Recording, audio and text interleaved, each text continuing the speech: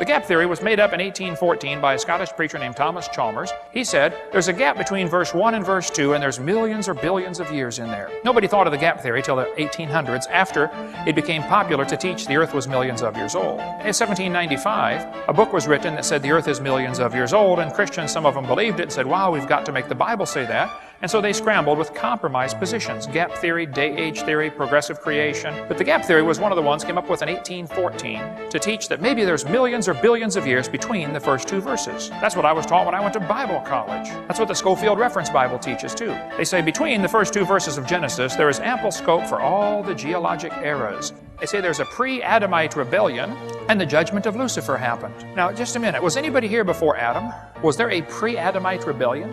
And exactly when did Lucifer get judged and fall from heaven? Well, we better see what the scripture says. Genesis 1:2 says the earth was without form and void. In Hebrew, that's tohu wabohu, which means unformed and unfilled. Without form means without form. And void means void, empty. It doesn't mean destroyed, it just means it's not done yet, that's all, okay? To me, it's one of the most dangerous heresies in the history of Christianity, the gap theory.